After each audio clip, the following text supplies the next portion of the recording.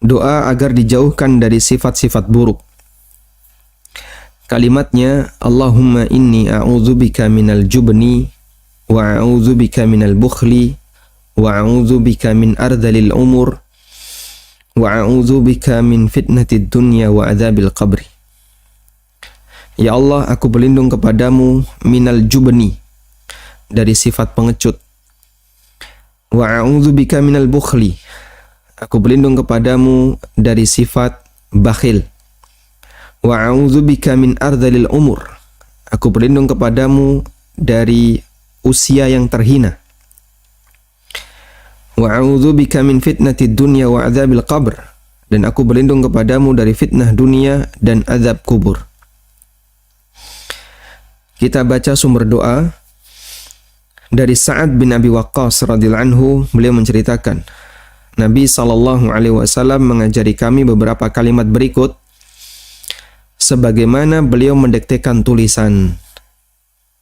Sa'ad mengatakan, Inna Rasulullah sallallahu alaihi wasallam kana yata'awwadhu minhunna duburas salah.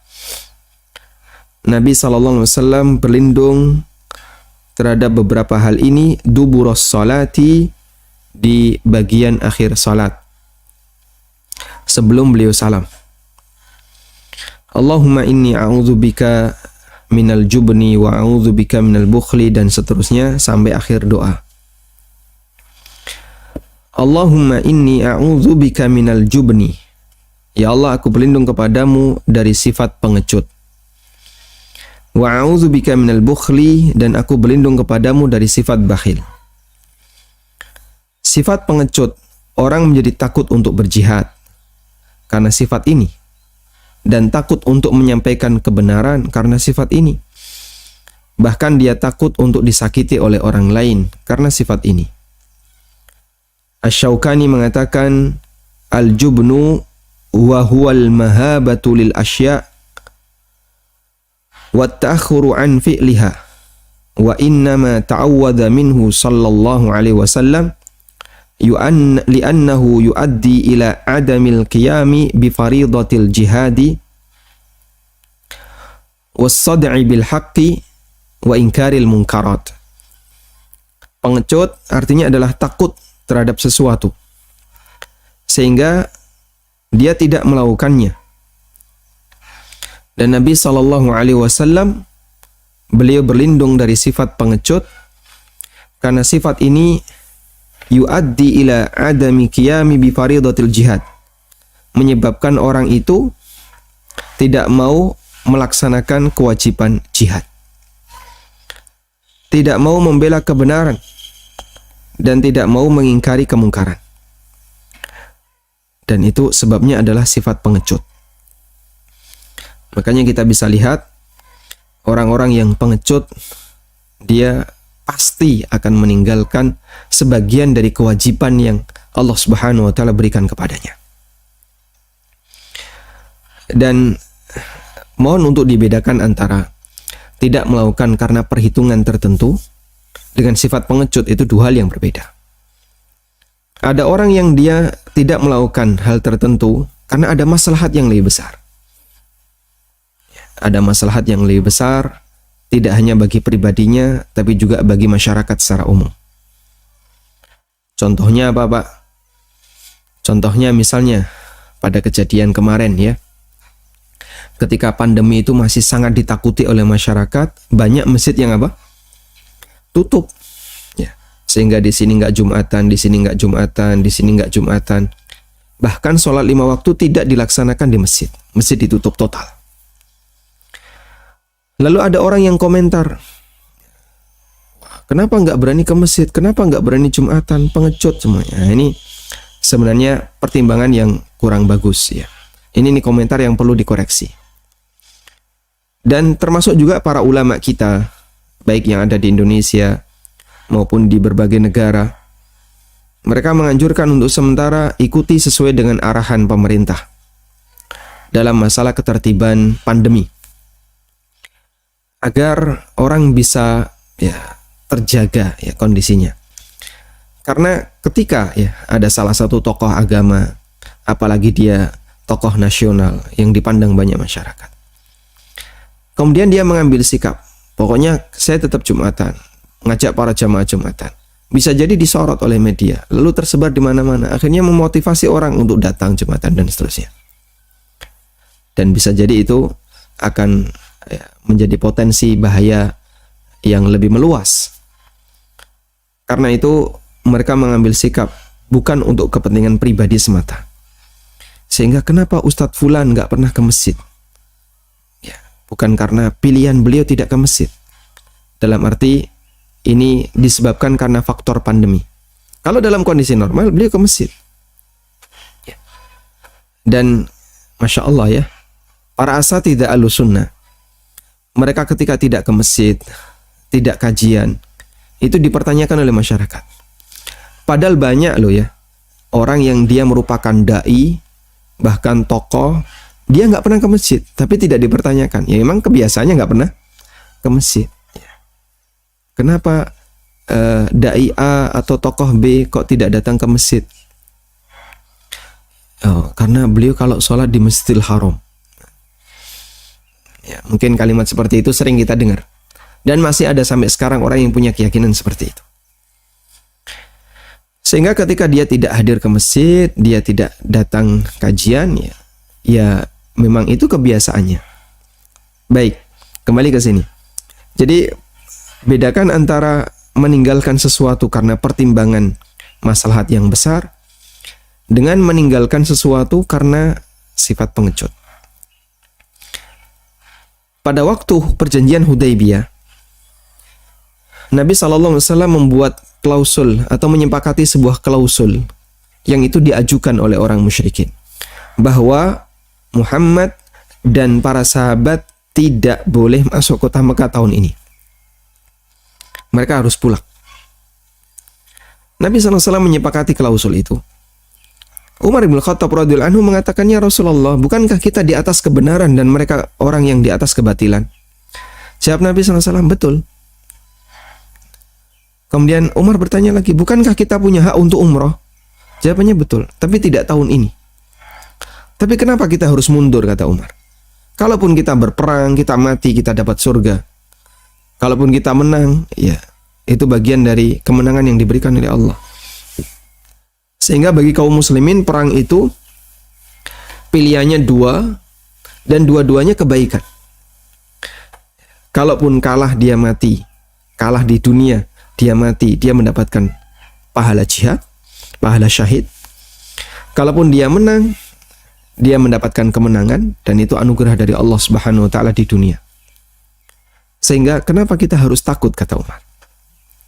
Kenapa kita harus mundur? Ya. Dan Nabi SAW tetap berposisi bahwasanya klausul ini kita sepakati dan kita akan umroh tahun depan. Kemudian Umar beralih kepada Abu Bakar As-Siddiq radhiyallahu anhu. Abu Bakar ditanya, jawabannya persis sebagaimana jawaban Nabi SAW. Sehingga jamaah yang dimuliakan Allah Subhanahu wa taala, pertimbangan Rasulullah SAW adalah pertimbangan jangka panjang. Dengan adanya Sulh Hudaybiyah yang disebut oleh Allah Subhanahu wa taala dengan Al-Fathu, Inna fatahna laka fatham mubina.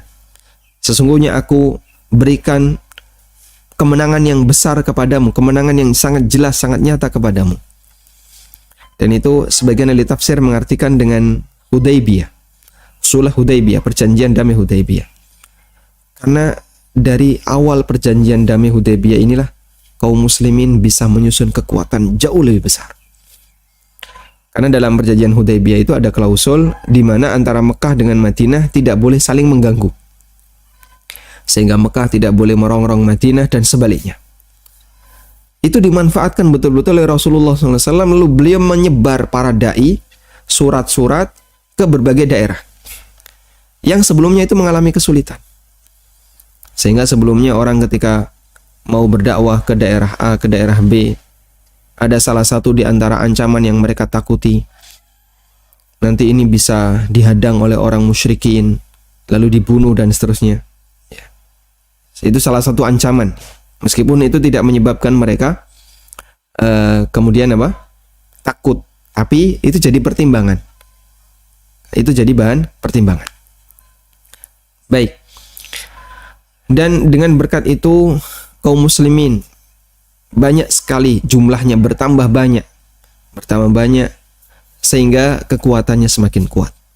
Maka saat Fathu Mekah, Rasulullah Shallallahu Alaihi Wasallam membawa tentara, membawa pasukan yang jumlahnya sangat banyak, sampai kaum musyrikin Quraisy mereka nggak sanggup untuk menghadapinya. Baik, kita kembali ke sini. Jadi saya hanya ingin menegaskan ya, bahwa kadang ada orang yang gampang menuduh pengecut dan seterusnya. Padahal sebenarnya itu tidak dilakukan bukan karena sifat pengecut, tapi karena faktor pertimbangan yang lain. Wa a'udzubika minal bukhl, dan aku berlindung kepadamu dari bakhil, baik bakhil harta maupun bakhil tenaga. Bakhil tenaga salah satunya adalah malas ibadah. Ibnu Hajar menjelaskan, al-bukhlu innama yusta'malu ghaliban fil bukhli bil mal. Wa yuhtamal ayyurada bidzalika al-ibadat. Bakhil umumnya digunakan untuk menyebut bakhil harta, padahal bisa juga dimaknai untuk bakhil ibadah. Ya. Karena itu Nabi SAW menyebut ya, orang yang tidak mau apa? Sholawat. Ketika nama beliau disebut,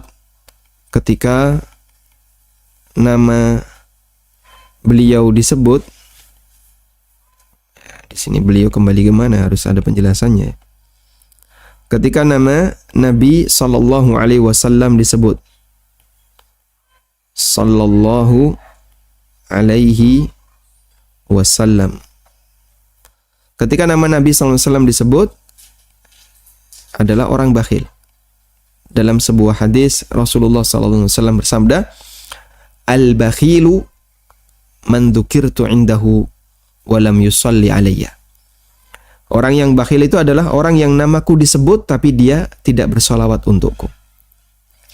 Maka para jamaah, para pemirsa yang ada di rumah dan dimanapun Anda berada, Anda ketika mendengarkan kajian baik online maupun offline, pada saat Anda ikut kajian, tentu yang namanya narasumber, yang namanya ustadz, pasti dia akan menyebut nama Rasulullah Sallallahu Alaihi Wasallam. Anda bisa sambil dermimil ya, mengucapkan kalimat Sallallahu Alaihi Wasallam, Sallallahu Alaihi Wasallam, Sallallahu Alaihi Wasallam. Sehingga tidak cuma diam bengong ya. Ya, dia mendengarkan bagus. Tapi kita tambahkan dengan yang seperti ini, insya Allah nambahi pahala. Baik, dan dua sifat ini, pengecut dan bakhil, ini kalau melekat pada diri seorang mukmin itu menjatuhkan wibawanya. Sampai ada sebuah ungkapan, wallahu a'lam apakah itu hadis ataukah bukan, coba kita cek ya. Laisal mu'minu bil jubnil khali wala bil bukhlil hali. Coba saya cek.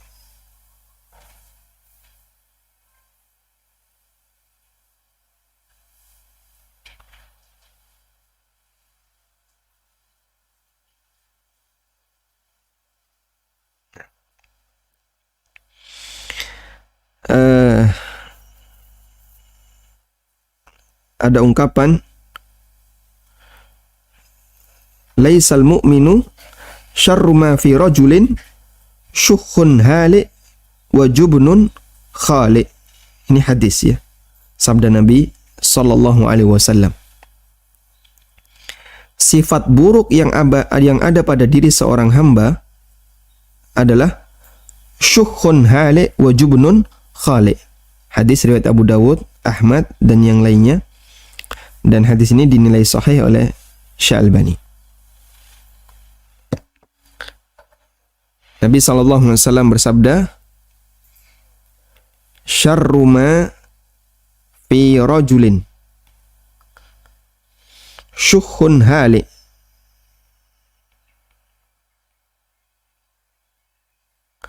wa jubnun khali.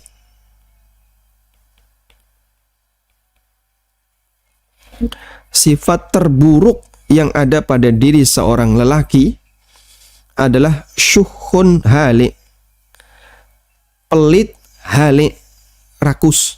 Ya. Pelit yang sampai rakus. Halik itu Allah Subhanahu wa taala menyebut dalam Al-Qur'an, khuliqal insanu halu'a. Sifat halu dijelaskan oleh Allah. Idza massahu syarru jazu'a wa idza massahul khairu manu'a.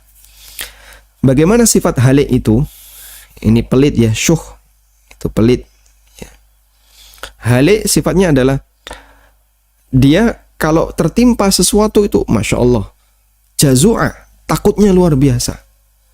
Sehingga dia gampang mengeluh, lapor sini, mengeluh di sini, tulis di status Facebook, sebarkan di Instagram. Dia gampang mengeluh. Itu orang yang halik. Dikit-dikit mengeluh ketika mendapatkan sesuatu yang tidak dia sukai.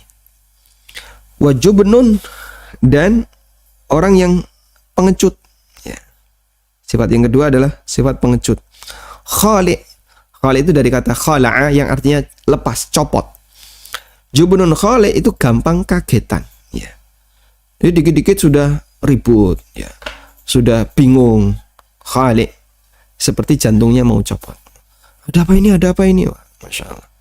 Dua sifat ini disebut oleh Nabi SAW sebagai sifat terburuk yang ada pada diri seorang lelaki. Syarru ma fi rajulin syuhun hali' wa jubnun khali'.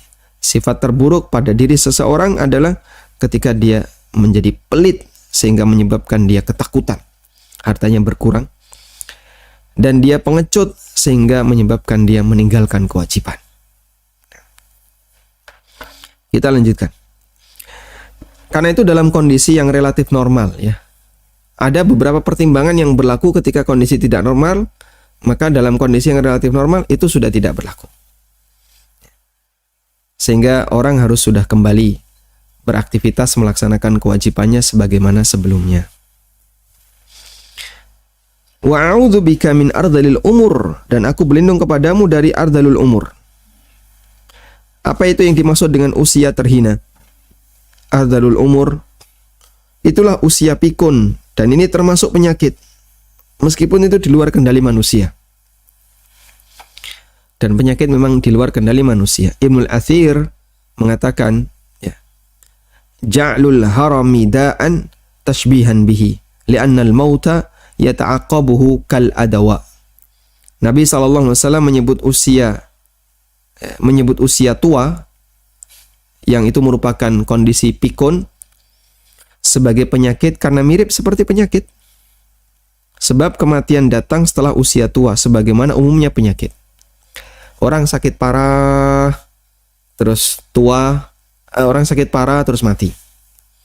Orang pikun kira-kira makin lama makin membaik atau makin parah? Rata-rata orang pikun. Ya. Jadi grade-nya makin naik gitu, ya. Pikun kualitas 1, pikun kualitas 2, ya. Sampai pikun ekspor, ya. Sudah pikun total. Lalu setelah itu mati. Dan disebut oleh Nabi SAW sebagai ardalul umur, usia terhina. Karena seorang hamba ketika pikun itu Masya Allah, ya, keberadaannya di muka bumi diharapkan oleh yang lain agar hilang. Kapan orang ini mati? Itulah kondisi orang yang pikun. Waliyadzubillah, ya. Makan kadang nggak bisa sendiri, apalagi untuk urusan buang najis, ya, yang sangat merepotkan orang lain, sehingga orang yang pikun diharapkan kematiannya oleh orang lain. Maka keberadaannya, ya, dia tidak memberikan manfaat, ngerepoti orang lain, sehingga banyak orang yang berharap orang seperti ini tidak ada di muka bumi. Karena itu Nabi SAW berlindung kepada Allah, wa a'udzubika min ardalil umur, dan aku berlindung kepadamu dari ardalul umur. Nah, menjaga fisik itu, jadi orang pikun itu kan fisiknya sehat bisa jadi, ya. Ya, simbah niku sehat, masih bisa ke masjid, bisa melakukan A, B, C. Cuman ya pikirannya yang hilang. Sehingga orang yang pikun bisa jadi fisiknya sehat. Tapi yang bermasalah adalah di akalnya. Yang bermasalah di akalnya. Makanya orang yang pikun disebut sebagai penyakit karena fisiknya sehat tapi sakit akalnya. Wa a'udzubika min fitnatid dunya, dan aku berlindung kepadamu ya Allah dari fitnah dunia. Itulah fitnah yang dialami oleh manusia sepanjang usianya, baik ujian kenikmatan maupun musibah, termasuk usaha manusia dalam mencari harta. Dan kemarin kita sudah kutipkan keterangan Ibnu Daqiqil Id ya, fitnatul mahya wal mamat, di mana beliau menerjemahkan fitnatul mahya adalah ujian yang dialami oleh seorang hamba dari sejak dia hadir di muka bumi ini.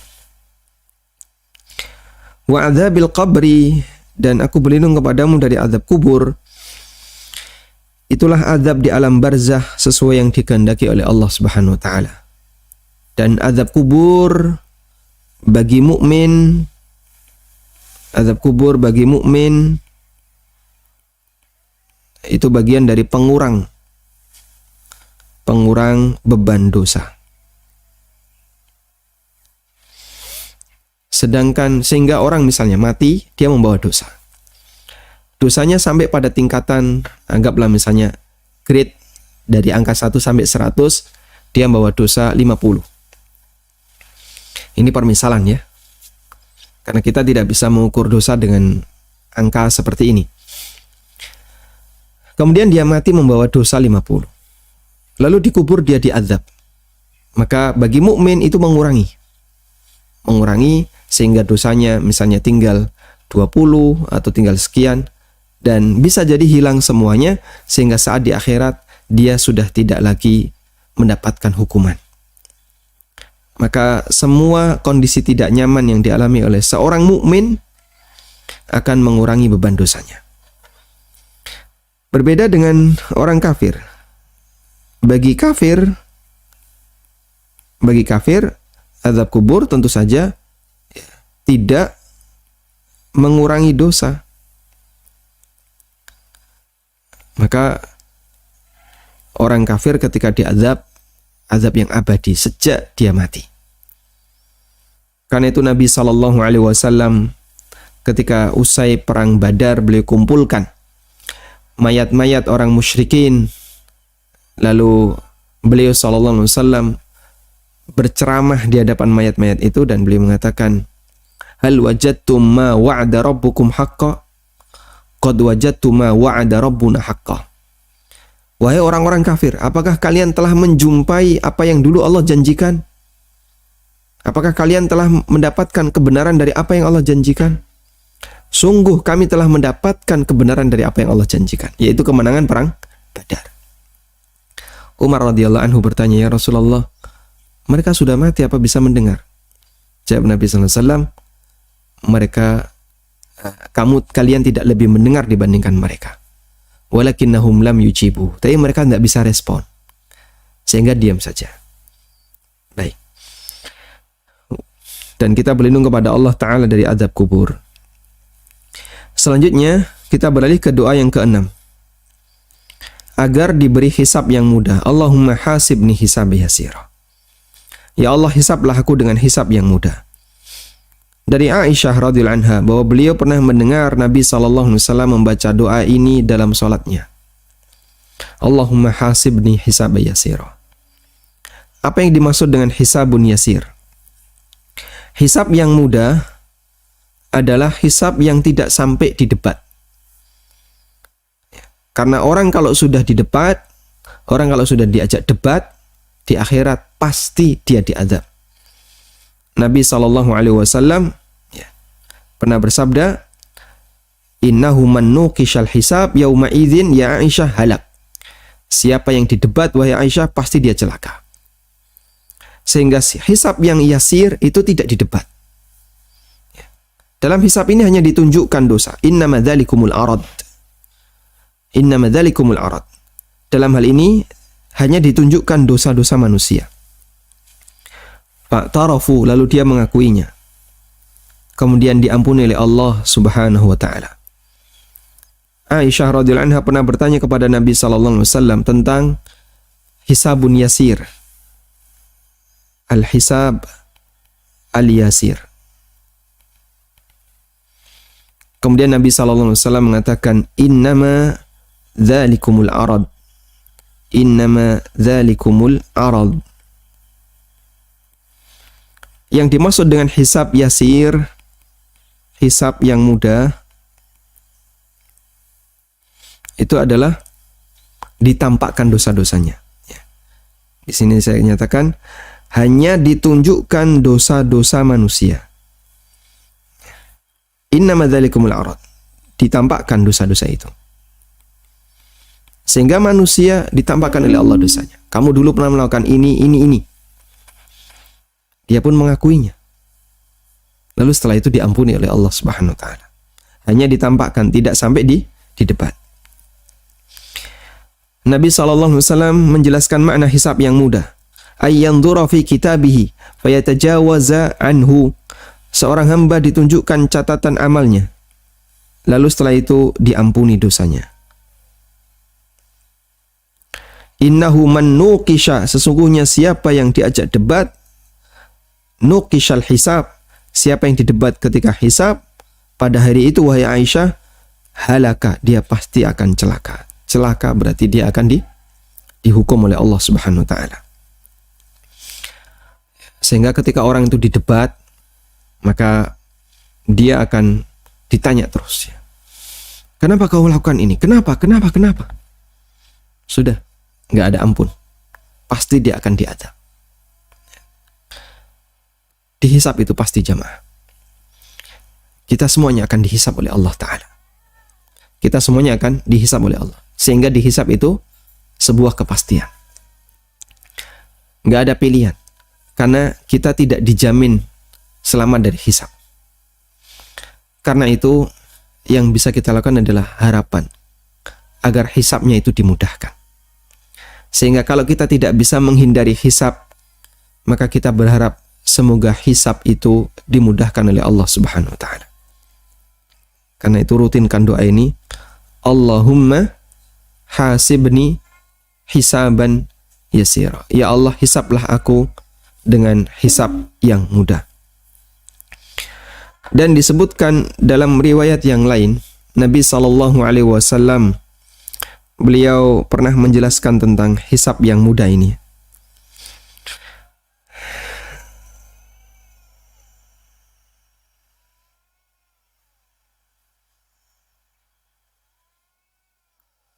Jadi Allah Subhanahu wa taala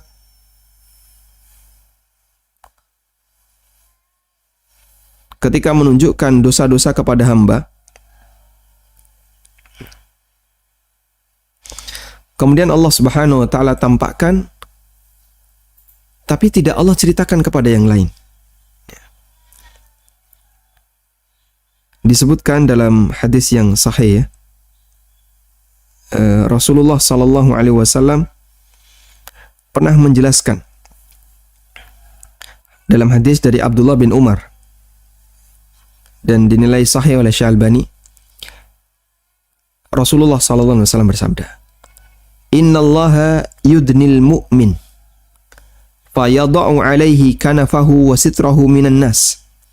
Allah mendekat kepada seorang hamba yang mukmin. Allah mendekat kepada hambanya yang mukmin. Lalu Allah Subhanahu wa taala memberikan tabir baginya sehingga dia tidak kelihatan yang lain. Wa yuqarriruhu bidzunubihi.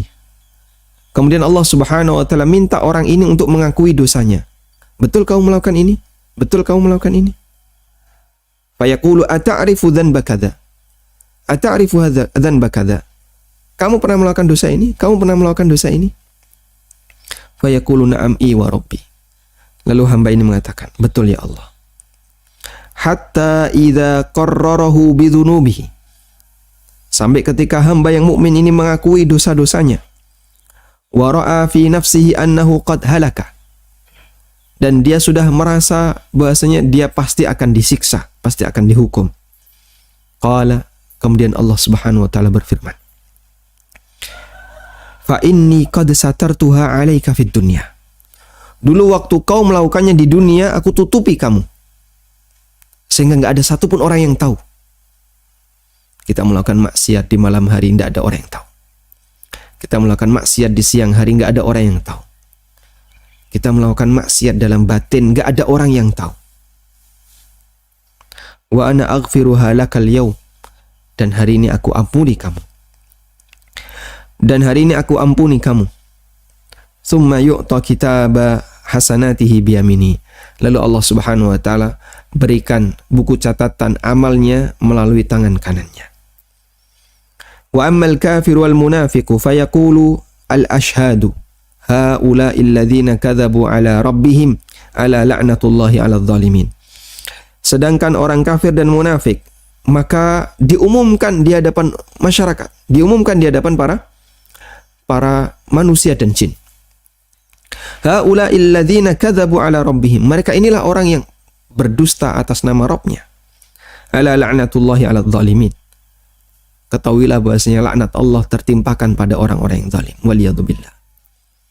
Sehingga kita berharap kepada Allah Subhanahu wa taala, sitruka ya Rabb. Sitruka ya Rabb. Tutupi kami ya Allah dari setiap dosa yang kami lakukan.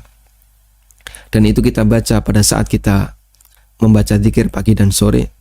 Allahumma stur aurati wa amin rawati. Ya Allah, tutupilah auratku. Dan salah satu di antara maknanya adalah dosaku.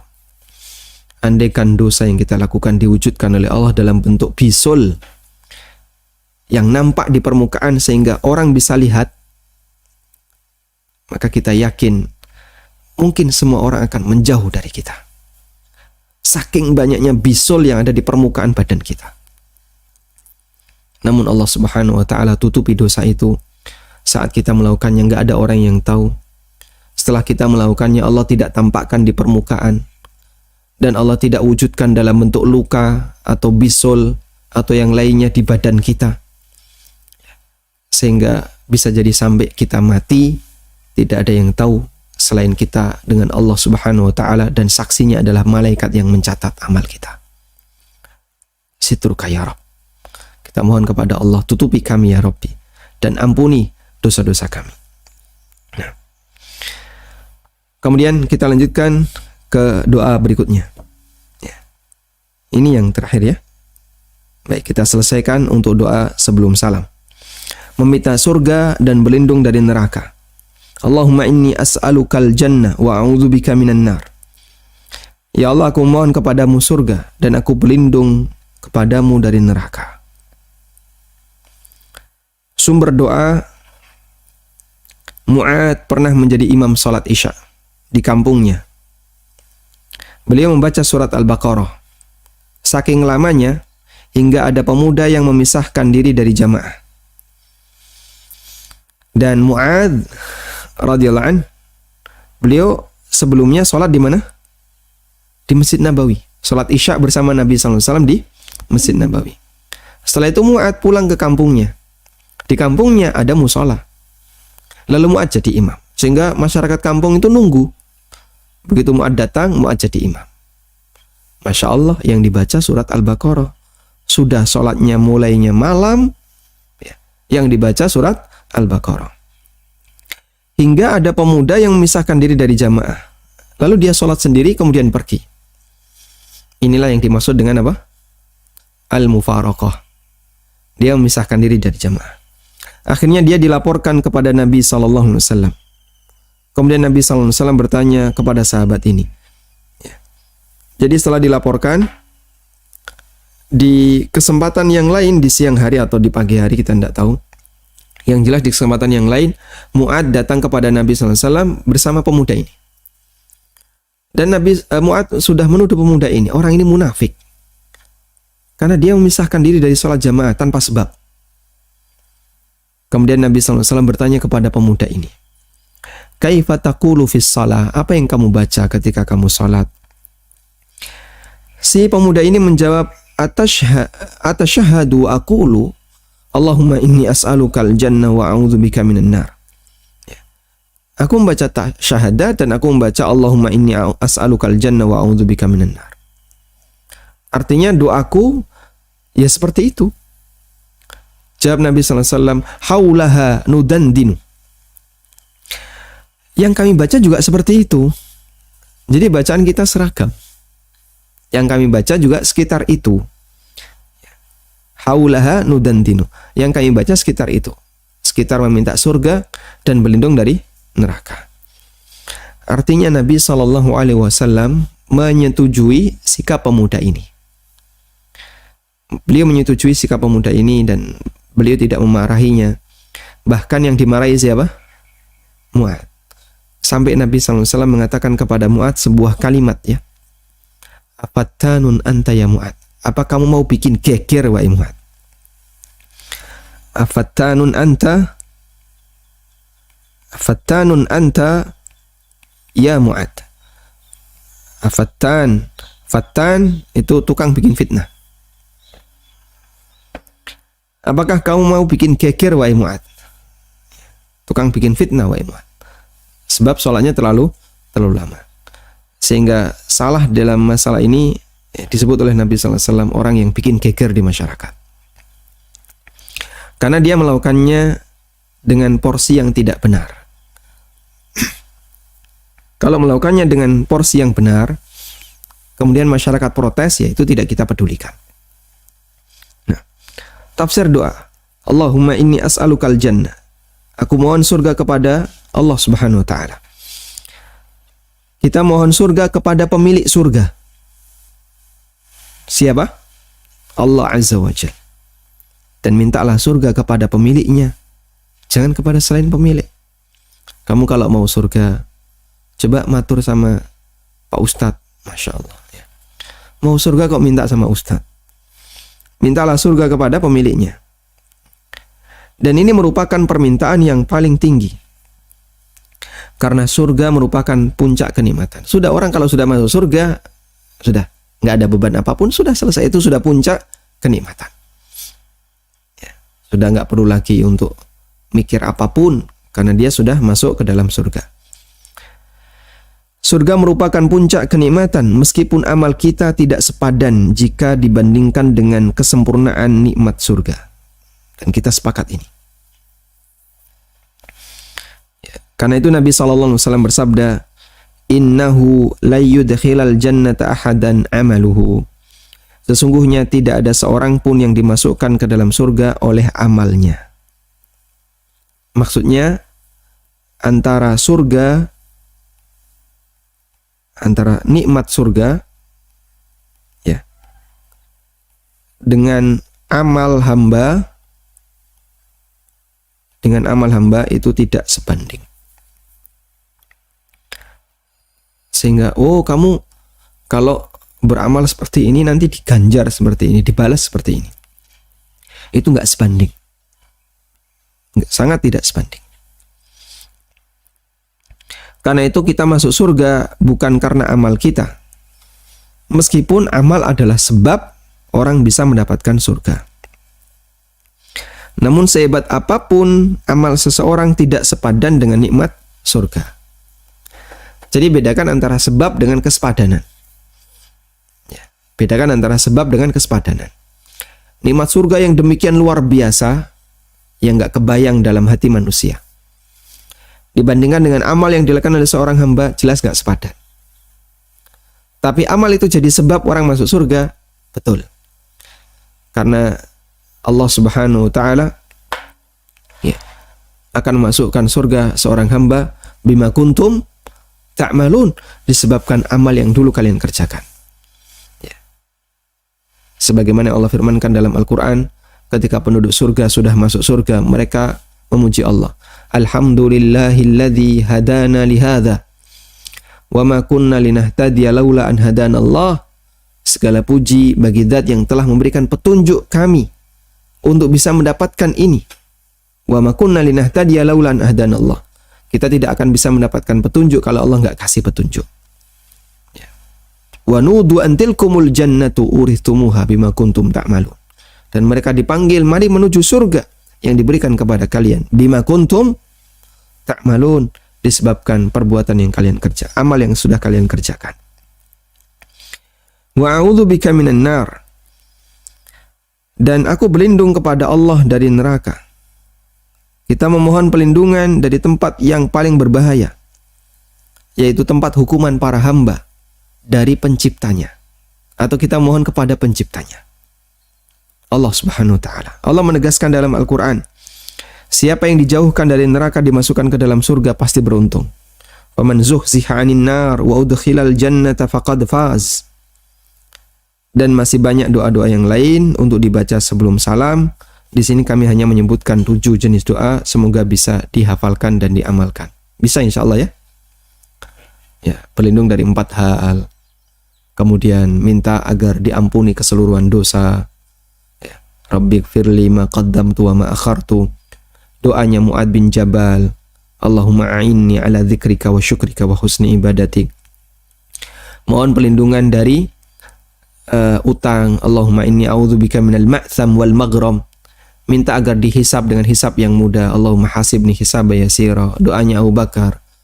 Allahumma inni zalamtu nafsi zulman katsira wa la yaghfiru dzunuba illa anta, sampai akhir doa dan seterusnya. Semoga para jamaah bisa menghafalkannya.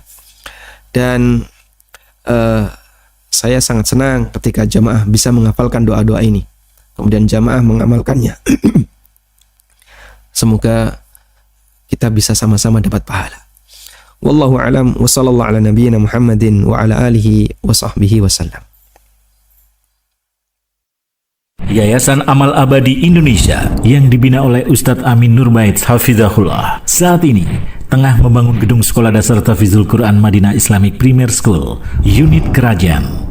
Gedung ini dibangun di atas tanah seluas 646 meter persegi dan perkiraan biaya untuk tahap pertama 2 lantai mencapai 2,6 miliar. Salurkan donasi Anda untuk pembangunan Sekolah Dasar Tahfidzul Quran Madinah Islamic Premier School melalui rekening atas nama Yayasan Amal Abadi Indonesia, Bank Syariah Indonesia dengan kode bank 451, nomor rekening 74499999. Untuk info donasi hubungi 082 12345 7441. أنفقتم من شيء فهو يخلفه وهو خير الرازقين.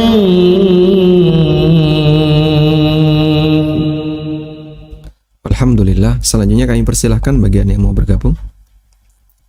Assalamualaikum warahmatullahi wabarakatuh. Waalaikumsalam warahmatullahi wabarakatuh. Silakan. Mohon maaf Ustaz, ada 2 pertanyaan, 1 pertanyaan yang di luar tema diperbolehkan? Silahkan. Ya, mengenai begini, orang tua kami sewaktu masih hidup itu memberikan semacam hibah perkataan secara lisan aja. Beliau punya 1 rumah dan 1 tanah kosong di sebelahnya. Nah, terus beliau memberikan ini yang rumah saya serahkan anak nomor 3 sama 4, yang tanah kosong nomor 1 sama nomor 2. Persoalannya yang tanah yang ada rumah itu kan pasti nilainya lebih tinggi daripada yang tanah kosong. Nah, sekarang beliau sudah wafat.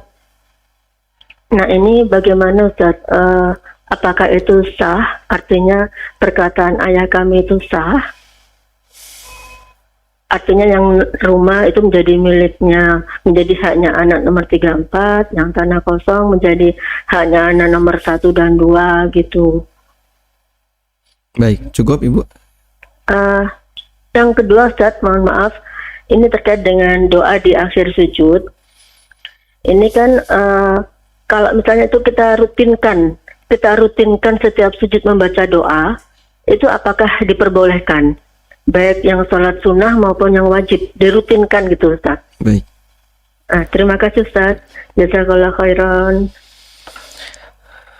Bolehkah merutinkan doa ketika sujud? Jawabannya Masya Allah, silahkan. Karena Rasulullah SAW masih motivasi Rasulullah SAW bahkan melarang kita untuk membaca Quran. Ya. Ala inni nuhitu an aqra'al Qur'ana raki'an wa sajida. Aku dilarang untuk membaca Al-Quran ketika rukuk dan sujud. Dan beliau menjelaskan ilahnya. Kenapa dilarang untuk rukuk? Fa'amar ruku'u fa'adzimu fihi rabba. Ketika rukuk, perbanyaklah mengagungkan Rabb. Sehingga saat rukuk kita disyaratkan untuk memperbanyak mengucapkan Subhana Rabbiyal Azim. Fa'adzimu fihi Rabb. Mengagungkan Allah. Karena itu tidak kita gunakan kesempatan mengagungkan Allah itu untuk membaca Al-Quran. Sehingga tidak boleh membaca Quran ketika rukuk.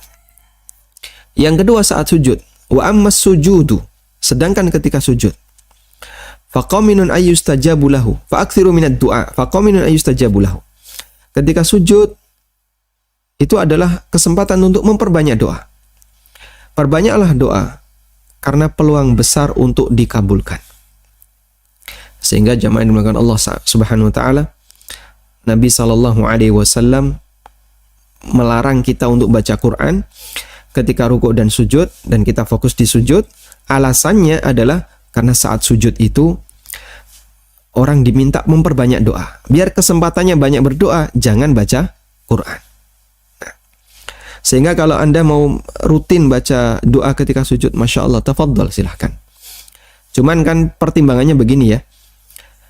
Kalau kita sholat jamaah dan posisi kita jadi makmum, kita tidak mungkin sujud melebihi dari rentang waktu jamaah. Dalam arti, imam sudah bangkit, maka kita harus bangkit dalam rangka mengikuti ritme, mengikuti imam.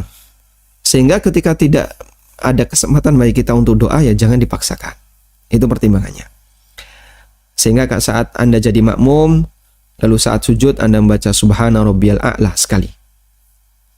Kemudian Allahu Akbar, duduk di antara dua sujud.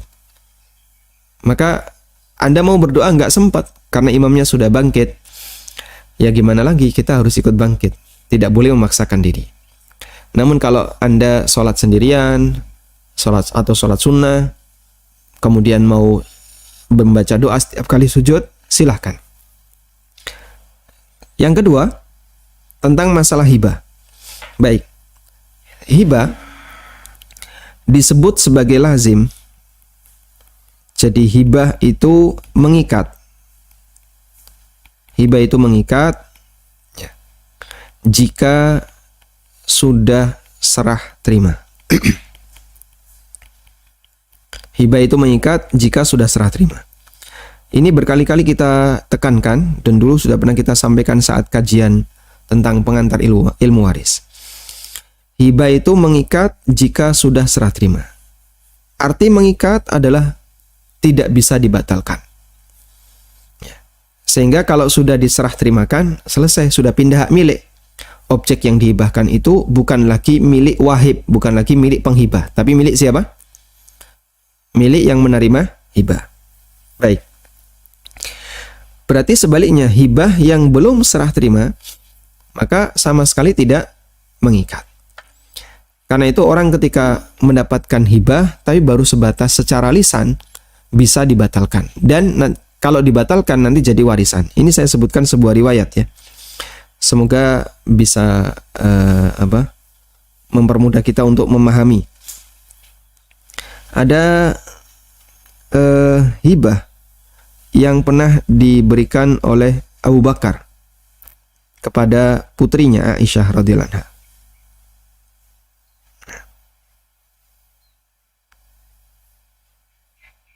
Coba kita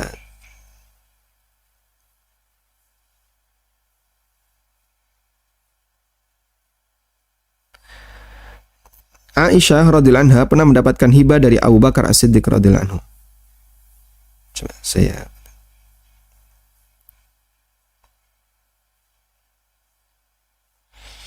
Nah, di sekitar sini ya.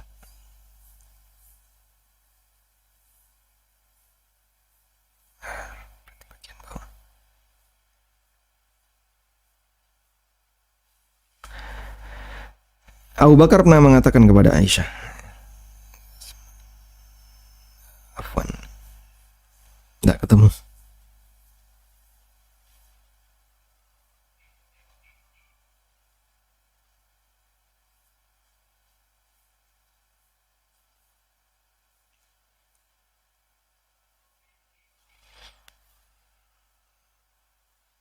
Afwan, tidak ketemu ini. Dulu pernah kita tuliskan di sini.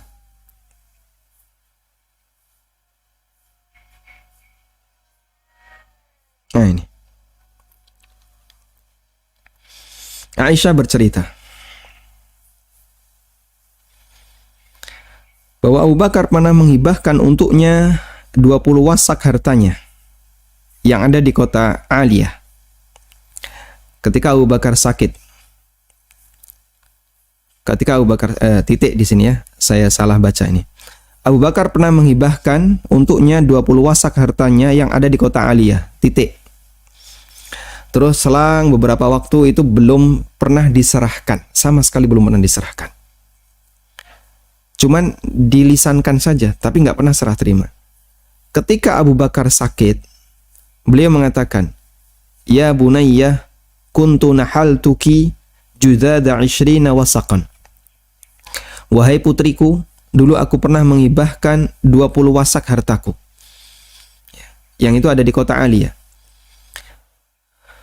Walau kunti khuzittihi au qabittihi, andaikan dulu kamu sudah menerimanya, andaikan harta itu sudah kuserahkan kepadamu, kana laki, maka harta itu jadi milikmu. Andaikan dulu kau sudah menerimanya, maka harta itu menjadi hakmu. Fa innama huwal yauma malun waris. Abu Bakar ketika itu masih hidup. Tapi beliau dalam kondisi sakit yang mendekati kematian beliau, sehingga hibah ini sudah tidak lagi berlaku karena mendekati kematian, sehingga nggak bisa diserah terimakan di luar kota. Kemudian Abu Bakar mengatakan, fa innama huwal yauma malun waris, saat ini status harta itu adalah harta warisan. Faqtasimuhu ala kitabillah, karena itu bagilah sesuai dengan kitabullah.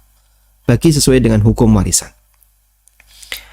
Sehingga hibah tadi, karena sifatnya hanya aklamasi dari ayah, tapi tidak ada serah terima sampai beliau meninggal dunia, kami sangat sarankan ini semuanya dibatalkan. Dan itu salah satu di antara pemicu sengketa antar sesama saudara, antara anak 1 sampai anak 4, salah satunya adalah ya kayak gitu, orang tua ngomong nanti ini punya kamu, ini punya kamu. Kemudian perhitungannya tidak sesuai, akhirnya mereka gesekan. Ya. Makanya kami sarankan kembalikan kepada hukum Allah, dan hukum Allah adalah pembagian waris yang telah ditetapkan dalam Al-Quran. Wallahu a'lam. Baik. Assalamualaikum Ustaz. Apakah kalau kita berdoa dengan doa yang kita inginkan di saat sujud juga diawali dengan memuji Allah dan sholawat? Berdoa sebelum atau ketika sujud, kita cukup langsung baca doa, sehingga tidak perlu baca sholawat. Itu dohir yang saya pahami dari keterangan di fatwa Islam, karena di fatwa Islam tidak menegaskan. Ketika ditanya apakah perlu melakukan seperti ini, mereka justru malah membahas tentang keutamaan sholawat dan seterusnya, sehingga tidak mengarah kepada jawaban pertanyaan. Tapi dohirnya nampaknya mereka tidak tegas mengatakan dianjurkan. Sehingga Anda bisa membaca doa dengan teks doa yang sudah ada, tanpa didahului dengan pujian untuk Allah atau sholawat. Dan pujian untuk Allah di situ sudah termaktub dalam doa. Misalnya Anda mengucapkan Allahumma atau Rabbana, itu sudah menjadi pujian bagi Allah, karena kita memanggil Allah Ta'ala dengan wahai Tuhan dat yang berat disembah, wahai Rabb kami yang menciptakan kami, dan itu bagian dari pujian untuk Allah Subhanahu wa Ta'ala. Wallahu a'lam. Silahkan. Halo, Assalamualaikum Ustaz. Waalaikumsalam warahmatullahi. Gimana sikap kita Ustaz kalau kita sebagai makmum terus aminnya iman nggak kedengaran atau gimana gitu Ustaz? Cukup Bapak? Iya. Nah, bagaimana sikap kita ketika aminnya imam tidak kedengaran? Hampir rata-rata aminnya imam tidak kedengaran, rata-rata ya, di masjid-masjid sekitar kita. Tapi kalau tidak kedengaran gimana? Kita membaca amin setelah imam mengucapkan waladdallin. Ya. sebagaimana dalam hadis tentang amin yang dulu pernah kita baca ya. Rasulullah sallallahu alaihi wasallam bersabda, "Idza qala al-imamu waladhdallin faqulu amin yujibkum." Apabila imam sudah selesai mengucapkan waladhdallin, maka ucapkanlah amin, maka engkau akan diijabai. Karena itu sekalipun imam tidak terdengar mengucapkan amin, atau ya, dia tidak bahkan bisa jadi dia tidak membaca amin, maka makmum tetap membaca amin setelah mendengar imam membaca waladhdallin. Nah, silakan. Waalaikumsalam warahmatullahi. Silakan. Kita baca zikir kan ada bacaan Allah ini amsal itu atau yang Allah asbah itu sebetulnya baca Sebetulnya bagaimana? Sebetulnya itu dibaca atau tidak harus Ustaz? Amsa itu dengan asbahtu. Yang jadi pertanyaan? Ya itu sebagian saya baca zikir itu ada yang dibaca, ada yang tidak. Ada yang dibaca, ada yang tidak. Jadi harusnya dibaca atau tidak gitu ya. Baik. Waalaikumsalam warahmatullahi. Allahumma inni amsaitu. Apakah kita baca ataukah tidak? Kemudian kadang ada asbahtu. Jadi amsaitu itu artinya saya berada di waktu sore. Saya berada di waktu sore. Kalau asbahtu berarti saya berada di waktu pagi. Ya, kita baca sesuai dengan teksnya. Sehingga amsaitu ini dibaca waktu sore. Kalau asbahtu dibaca waktu pagi.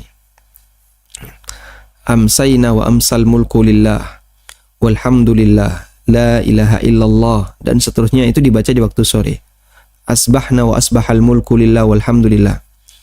Allahumma bika asbahna wa bika amsayna wa bika nahya wa bika namut, dibaca di waktu pagi karena kita dahulukan asbahna. Waktu sore kita ganti Allahumma bika amsayna wa bika asbahna. Sehingga kita sesuaikan sesuai dengan teksnya. Kalau amsa itu di sore, asbah itu di waktu pagi. Nah, silakan. Ya, Assalamualaikum Ustaz. Waalaikumsalam warahmatullahi. Tafadhal Bapak. Menyambung pertanyaan yang kemarin masalah titipan itu Ustaz. Masalah? Masalah titipan barang itu Ustaz. Nah.